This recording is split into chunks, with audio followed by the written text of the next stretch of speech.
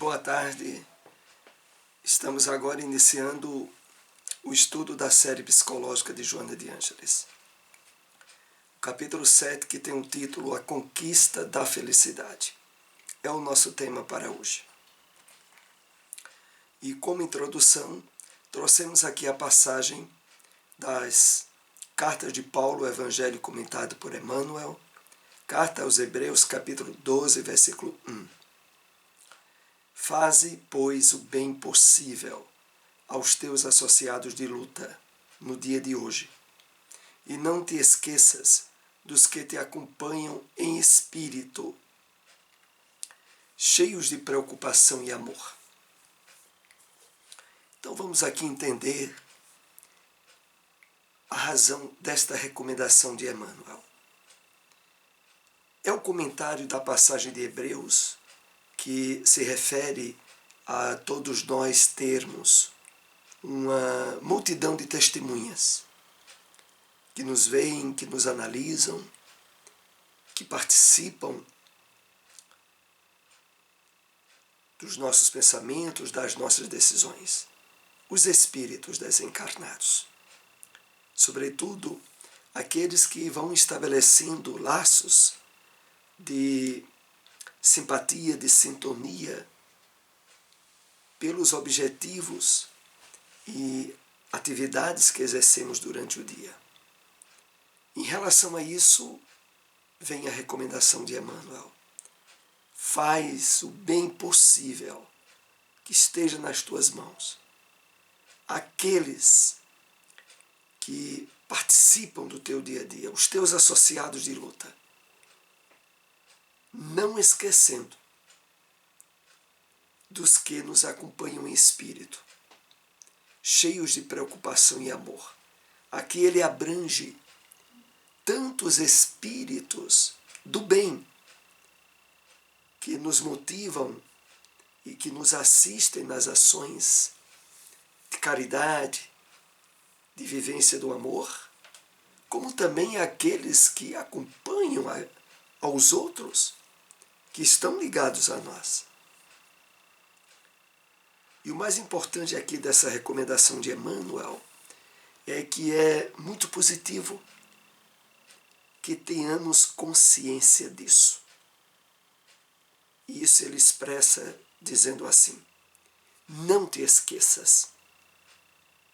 Estejas atento e lembrado dos que te acompanham em espírito. Para cada um de nós que estamos envolvidos na compreensão da realidade do mundo espiritual, a recomendação de Emmanuel é das mais importantes. Porque em tudo que participamos, que fazemos, há a presença de espíritos que nos acompanham.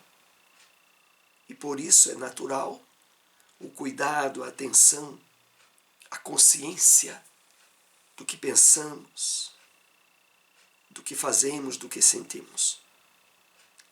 Vamos assim ao estudo do nosso tema, a conquista da felicidade.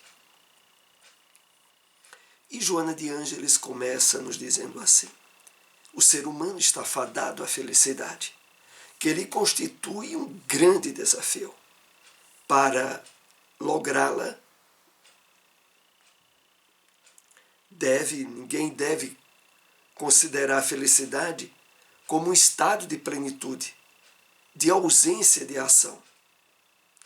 É interessante aqui refletirmos o novo entendimento que a doutrina espírita nos traz a respeito da felicidade.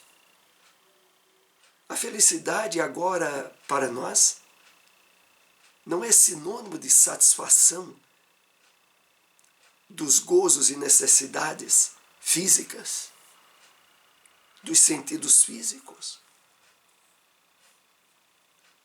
É interessante aqui recordarmos a definição colocada no Livro dos Espíritos sobre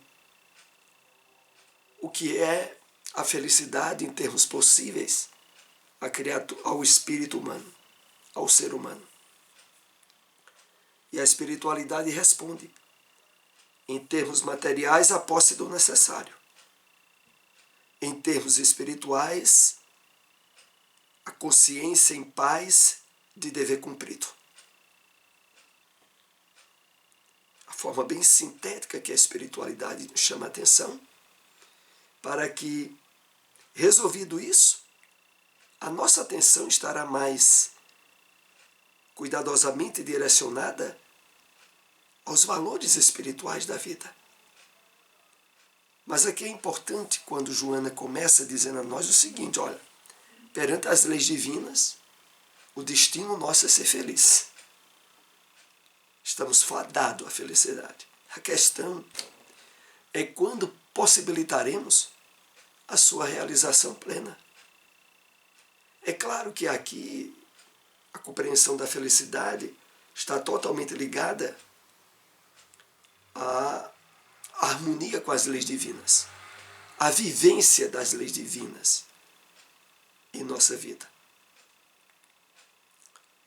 Porque, distante daquele conceito materialista de felicidade, a consciência de dever cumprido tem a ver com a nossa ação no bem, na caridade, em sermos instrumentos dos benfeitores espirituais para diminuir a dor e o sofrimento dos outros, quer durante a encarnação, quer quando voltarmos ao plano espiritual. Não é mais uma felicidade parada, com ausência de ação. Não. Pelo contrário. É a ação com equilíbrio, com discernimento. Prossigamos. É impossível uma existência feliz distante do trabalho, da solidariedade e das ações de engrandecimento moral do self, bem como dos indivíduos com os quais se é colocado para conviver.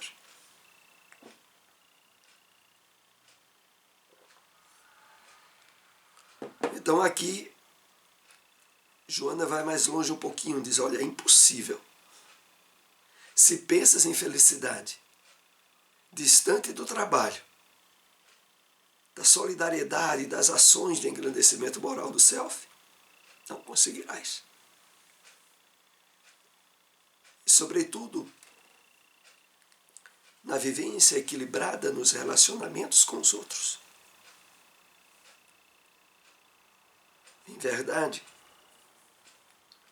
na medida em que nós conseguimos superar os desequilíbrios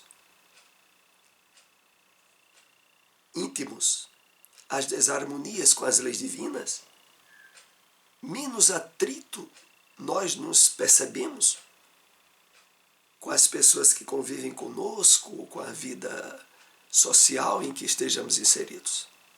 É natural, estabelecido a paz interior, ela se estabeleça fora de nós, ou em torno de nós.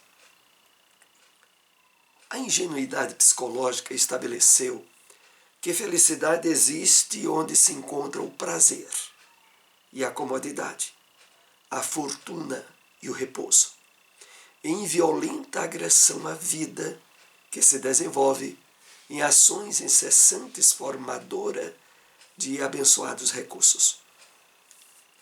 Então não temos dúvida, é ingenuidade, é infantilidade buscar ou pensar numa felicidade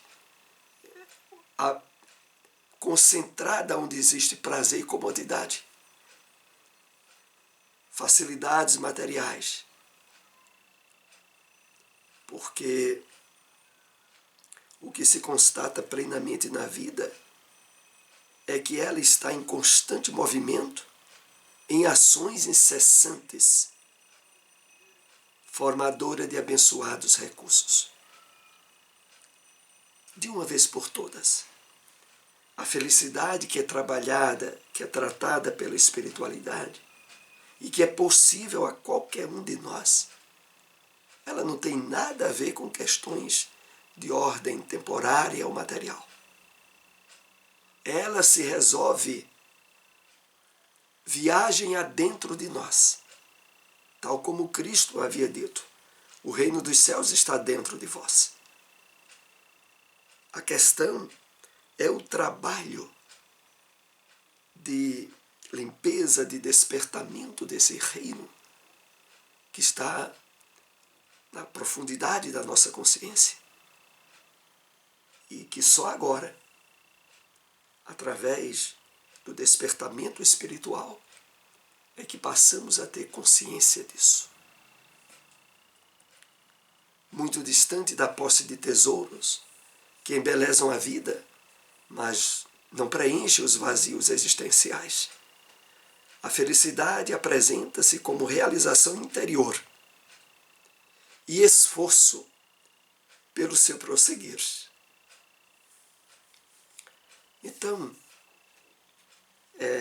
essa tecla na qual Joana fica repisando, ela é muito importante, porque ao longo de diversas encarnações, nós projetamos felicidade na posse de coisas e de pessoas, inclusive. Despercebido da realidade espiritual, nossa verdadeira natureza, que não era cuidada e não recebia a mínima atenção. Então, muito distante da posse de tesouros que embelezam a vida, mas também não preenchem vazios existenciais. A felicidade é uma realização interior e a que todos nós somos convidados a realizar. Nos relacionamentos fraternais, nas atividades altruísticas, apresentam-se os fatores que a existência tranquila, que também não significa falta de preocupação ou de responsabilidade, mas esforço para agir-se sem estresse, sem ansiedade, sem angústia.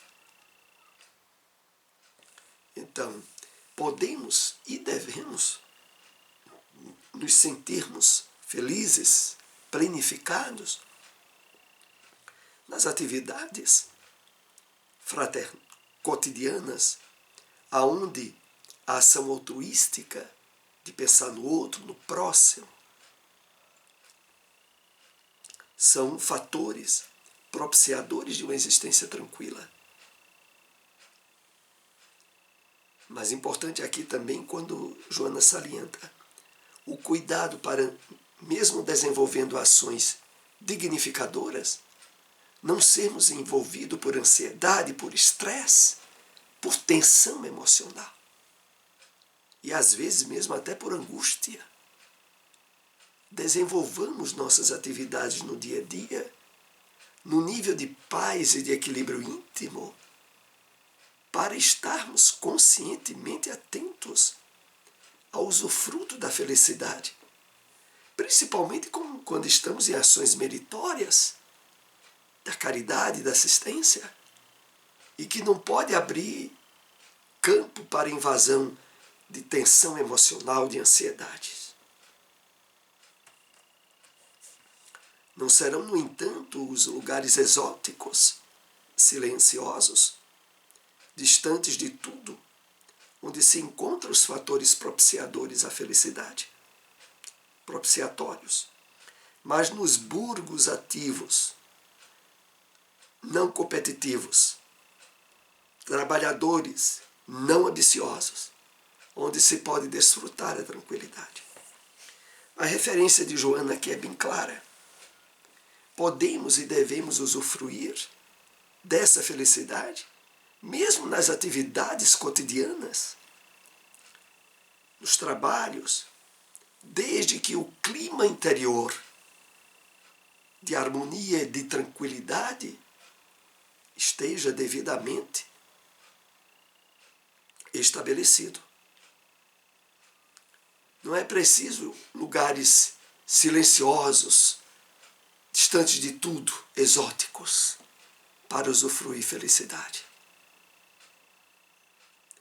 Há uma página relacionada a isso, que vez ou outra nos lembramos, e que faz parte do livro Leis Morais da Vida, de Joana de Ângeles. É a mensagem que tem um título Tranquilidade. E ela faz uma referência inesquecível, através do exemplo do Cristo, trazendo para a nossa realidade diária. Jesus era o mesmo. Quer na montanha, quer no Gólgota, quer nas bem-aventuranças, ou quando estava sendo alvo do sacrifício. Manteve-se sereno, tranquilo, o mesmo. Porque os fatores de ordem externa não estabeleciam mais qualquer vínculo com o seu estado interior. A mensagem é muito bonita, deixamos aqui ela a título de leitura do livro. A mensagem Tranquilidade. Prossigamos.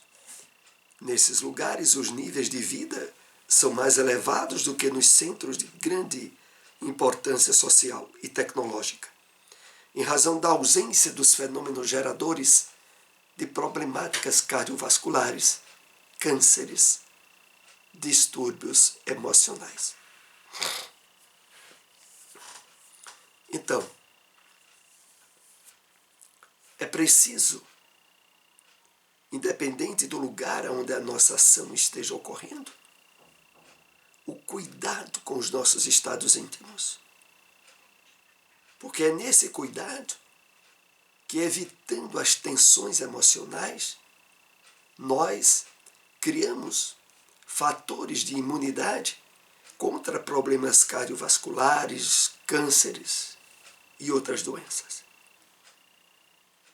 Por isso aqui ela chama tanto a nossa atenção a esse trabalho interior nas nossas atividades e ações que podem e devem ser estabelecidas em um clima gerador de felicidade. Sabendo como administrar os recursos que amealham através do esforço pessoal, os indivíduos aspiram a menos e alegram-se com menores quantidades de quinquilharias e exibicionismos de poder que provocam inveja e raiva.